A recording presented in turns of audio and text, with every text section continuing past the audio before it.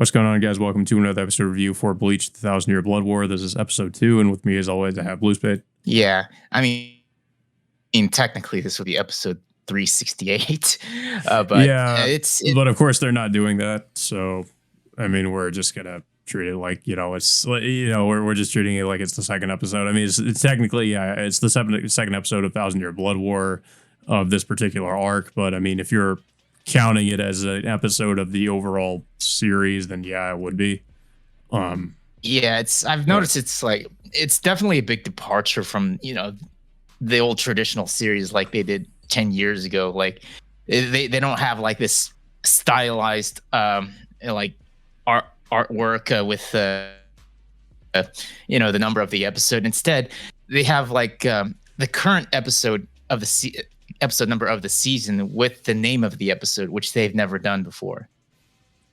Yeah, I mean, that kind of is how it is in the manga, where they'll have like chapter titles and stuff. I feel like that's kind of what they're trying to do with the series.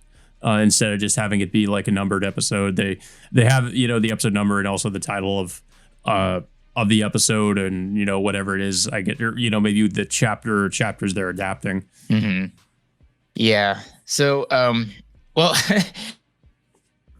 This episode really puts more focus on, I guess you could say, some of the Quincy's, in particular, the Quincy King Uwak. He immediately dispatches two of his subordinates in this episode.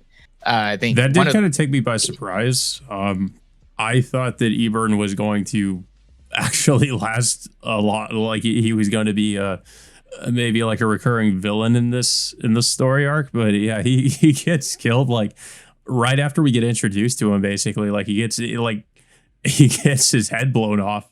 Well, there was another guy that was talking. Both of them, the other guy too, who was the guy wearing the mask that came to the Soul Society. He also gets both of his arms ripped off, of course, as we saw at the end of the last episode, you can kind of tell Uwak is a person that kind of leads through fear and intimidation, basically, because he's basically just trying to report to Uwak, like, hey, we told the Soul Society we would be invading in the next 5 days or something like that. And Uwak kind of like asks, like, oh, you think that's what's going to happen? Like, are you a prophet or whatever? And the guy's like, oh no, I'm not, and it's like, so why are you like telling me what's going to happen or something like that? And he also says, like, would you prefer if I ripped off your legs?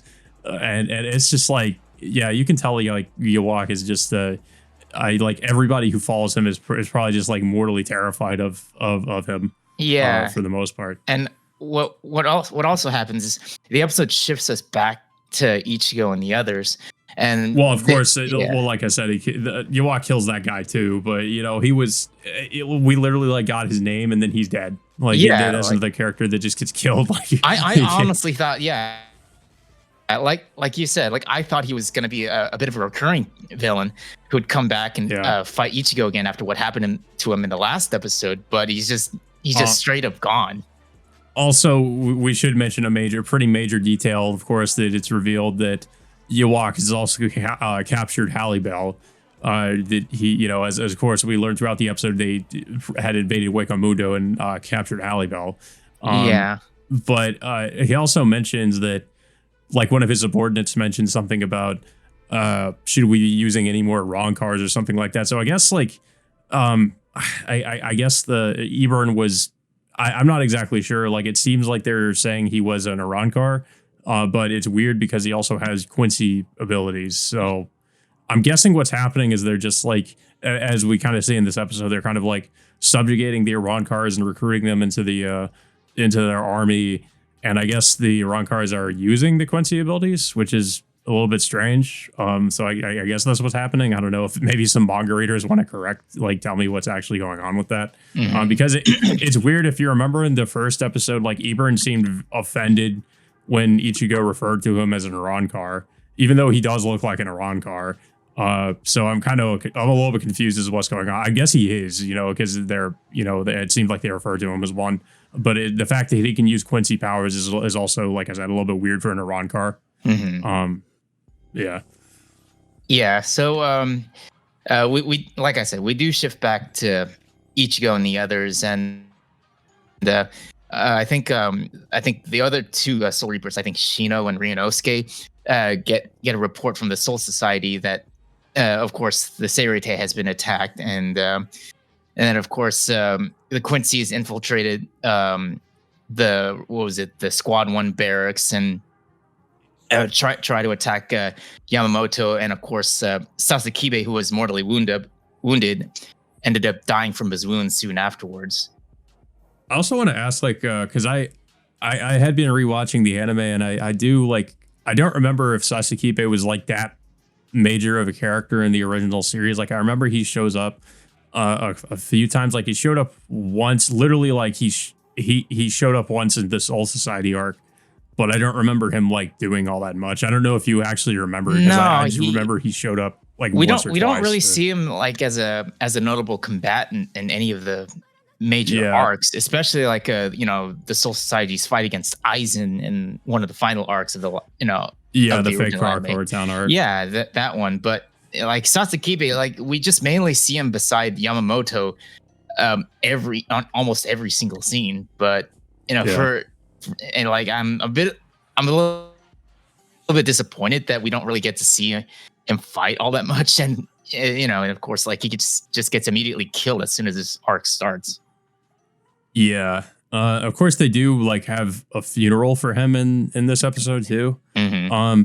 Apparently like some people were a little bit concerned about this, because apparently like in the manga this was supposed to be like, there was a little bit more detail to this, and Byakuya was supposed to give a speech, and all this other stuff was supposed to have, like, it was supposed to show I guess a little bit of a backstory between Yamamoto and Sasakibe. But of course we didn't really get that. It's just it was a brief scene. So I'm wondering if, maybe they cut some stuff out, or if they're planning to add that in later. But yeah, I mean, I guess that's a little bit disappointing they decided to cut some of that, if that's true. Yeah. Because I would have fleshed out at least the relationship between Sasakibe and Yamamoto. I mean, but I don't even recall seeing that sort of relationship being developed like throughout the entirety of the Bleach series.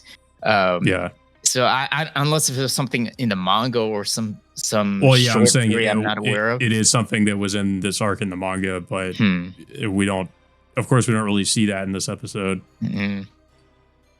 Maybe, I don't know, maybe they might put something in there like in one of the later episodes, but I haven't read the manga. I haven't read the the 1,000-Year Blood War arc in the manga, so I've only seen it's just because I've watched other people talk about it, so I've seen like different scenes from this arc in the manga, so I kind of know like, okay, there's supposed to be a little bit more here, but I haven't read it myself. Mm-hmm.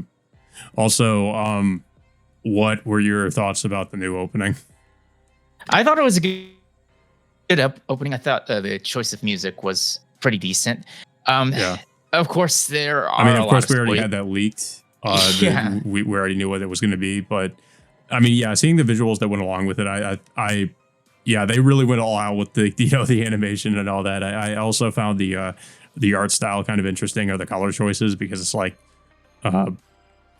black and pink. Which is interesting. Mm-hmm. But yeah, like it was really good. It was about as good as I expected it to be. But like you were gonna say, there's of course some spoilers. But for those who haven't read this arc in the manga, they hopefully won't know what those are. But yeah, they might have some suspicions, because of course we get to see stuff like Zangetsu. A lot, and also like right after that we see Iwak, so some people might be scratching their heads there and be like, oh, they look a little bit similar. And we also get to see like Ichigo talking to his hollow form version of himself. I don't know what that is about, but maybe it's just another internal struggle between Ichigo and his hollow self again. So I guess we've seen it many times before in the original series, so I guess we'll see it again. So Ichigo, of course, in the next scene goes out scouting Karakura Town, until all of a sudden Nell suddenly appears out of Waco Mundo, and of course crashes into him first, and then tells him that Hueco Mundo was taken over by the Quincy's or an unknown enemy based on her account. And of course, I think what was if I can remember that other guy's name, I think his name is Pesce. It was Pesce and Don T'Chaka. Well, Don T'Chaka he's not there. Yeah, he was the guy with the big head. Yeah, but they pretty much recount everything that's happened during the battle between the Aron cars and the Quincy's. Well, we can clearly see that what was it? Yoak was leading the fight, and he just easily just takes down Haribel and immediately captures her. And then, of course, well, not before Haribel tells Nell and the others to run and escape. But of course, Nell and Pesce managed to escape. But Don T'Chaka, of course, well, they mentioned that Don T'Chaka was captured off screen, so we don't know what really happens to him after that. Yeah, I mean, and also the other Iran cars end up getting captured and by the Quincy's. Yeah, so this prompts Ichigo to go help out the other Hollows and the Iran cars in the Hueco Mundo, but of course, Uryu refuses to go because it's not in his nature to help Hollows, because he still views them as his enemy. So and of course, Uruhara actually comes in from out of nowhere and decides to transport them to Hueco Mundo. And once they get there, they see that, well, pretty much all hell has already broken loose, and you can see like a ton of Iran car have already been killed or captured in that area by the Quincy's. Yeah. They see, of course, there's just bodies everywhere. The Iran cars have already just been just pretty much all taken out or like you said, captured. I forget exactly, like they decide to, like, Ichigo, I guess, decides to look around. Well, I mean, at the same time, we also see, like, I forget what this character's name is, but he's, I guess, one of the Quincy's. He's basically saying, I mean, if deciding, I guess, which Iran car is worthy to join their ranks or to join with Yoak. So he basically just decides to, I mean, he pretty much starts killing all of them. We also see, like, two of the Iran cars are having a conversation, like, saying, they're planning something to try to get out, or to, I guess, confront this Quincy. And when they try to kill them, like, they use his spear to cut their chains, and they try to fight back against him. But they immediately get taken down. Yeah, that doesn't go too well. They get taken out pretty quick. But I think it was the two of the Arankar girls from the Arankar arc who were serving under Aizen. Yeah, and then soon afterwards, I think three other Arankar. I think they were. I forgot their names. It's been a while since I've seen. Well, they kind of reintroduced, like, I mean, they did kind of do the same thing they did in episode 1, where they introduced these characters to these, like, title cards.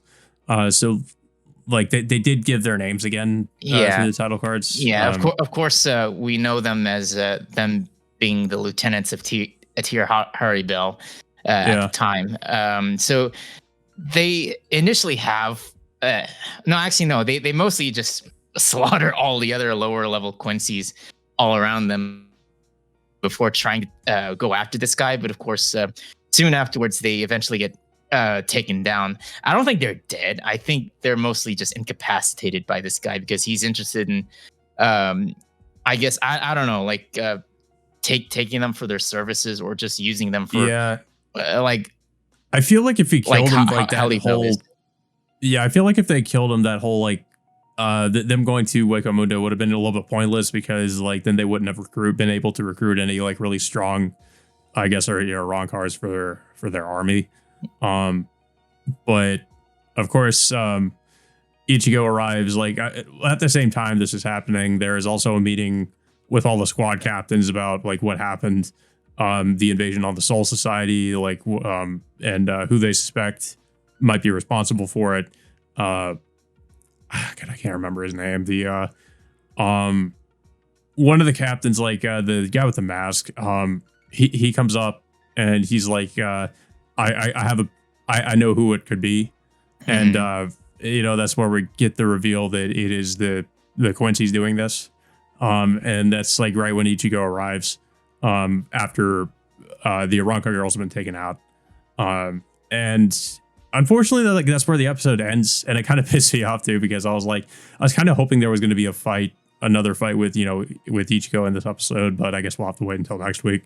The only like real fight we got, I guess, was the Aranka girls versus this dude, and of course that didn't really, it was a little bit one sided because he didn't really he didn't really take much for him to take them out. No, we don't really get to see him fight. He just immediately takes these 3 girls down just off screen. Yeah. I thought it was a pretty good episode. It was just it felt like it was more set up for what's going to happen later. Like as opposed to the first episode where it's kind of felt like we got like so much thrown at us at once. Like this one, it was a little bit slower just because it was kind of just expanding on what happened in the episode 1 and setting up for what's most likely going to happen later. And we also get the new ending theme as well. I did like it. I didn't expect it to be mostly like still shots, but I thought it was like the way it was done was kind of interesting. Like, or I guess the implications of it. I guess it's supposed to, the implication I got from it is that most of the captains have been defeated, and like Ichigo is like the last one that can save everybody, because as you see, like Zangetsu was at the top of the I guess it was like a pile of the either the captain's like clothes or their swords or something. Yeah. But yeah, I did like it. I like the song. I mean that they're already establishing how much of a major threat the Quincy's are, especially the Quincy King Yuak, and like how powerful he is in immediately taking down a person like Haribel, and of course like they're also talking about Aizen as well. So I'm curious to on what role Aizen is going to end up playing later. Yeah, I can't wait to see Aizen come back. I mean, as we know, of course, it's not really a spoiler, because if you've seen the original series, you know what happened to Aizen. Like he's pretty much sealed away right now. Like he's in a prison in the Soul Society, and his I think they have those like they have these restraints on him. I think it like basically limits his power to a certain extent. Yeah. So, but that's what's going on with Aizen. I mean, with the Quincy's, going out in full force and them recruiting their on-cars, like you would have to wonder what purpose Aizen would really serve, whether or not like he would end up being an enemy or if he'll be an ally toward the Quincy. It feels like it's going to be like the enemy of my enemy sort of thing, where they're going to they might like use Aizen as somewhat of a last resort, basically, if they're desperate enough. So I think that might be what happens. I mean, I don't know how desperate the Quincy's would really, unless you're talking about. But if you know anything about Aizen, like that's not a great idea too, because of course, if he would just end up stabbing you in the back, so I mean, then you'd have an even bigger problem on your hands. Yeah, I mean, we'll wait and see what purpose Aizen will serve, but that's probably a long ways away, though. I don't know the exact of like how the arc will play out, other than like, I think that does happen later. But yeah, overall, I thought this was a good setup with how much of a big threat the Quincy's are, and what role they'll end up playing. My other curiosity is like what role Uryu is going to end up playing, because I'm a little bit curious of whether or not he really knows about what's going on. I kind of get the impression like that he does know, but he doesn't want to say anything. Like that just from watching how he reacts to Ebern's appearance. Like I feel like he knows.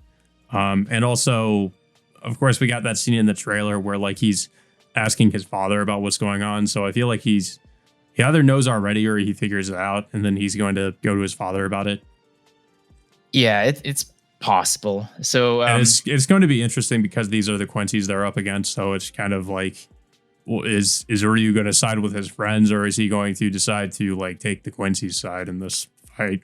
Yeah, that's really going to be an interesting dynamic, because they kind of like showed one little scene with Uryu and Orihime, with Orihime noting like how much of a good friend that Uryu really is to Ichigo, despite like his attitude towards him, like, well, having animosity. Well, and how he feels about the Soul Reapers as well. Yeah, yeah. I mean, I guess like they could be setting something up with their friendship, or maybe supposed animosity towards each other whenever, like, whenever this whole thing between the Soul Society and the Quincy's come to a head, I guess. Yeah. I mean, but I thought it was a good episode. I don't really have too much else to say about it. It's like I said, it feels like mostly a setup episode for what's going to happen in this arc, and but I don't know if you have anything else to say about it. I mean, it was all right for what it was, but I do like a little bit of build up, towards the bigger storyline that's coming up, and I did like that they're reintroducing a lot of these characters that we haven't seen for a long time. Yeah, because I definitely forgot some about some of the like the Arankar characters for the most part. So speaking of Iran cards, I'm curious like when Grinjo is gonna be back, because he never died in the original series. So I know it's not much of a spoiler, but yeah, he does show up in this arc. Okay. I don't really know too much else about it, but I know he shows up again. Mm-hmm. Yeah. That's definitely I'm looking forward to seeing all the other characters again, because the Iran cars, like, we really didn't get to know like what happened to them after the whole Aizen thing and what happened afterwards. Yeah, so, like we only get a little bit of that in this episode, where they say that basically like Halle Bell took over Waco Mundo after, I guess after what happened. Yeah, I mean it makes sense, considering that Aizen's been captured, and I guess certain amount of like the head of Ron cars were killed during that battle, so it would make sense that Aribel is like the remaining high-ranking member to lead the group. Yeah. Well, guys, with that all being said, until next Monday, we will see you all next time.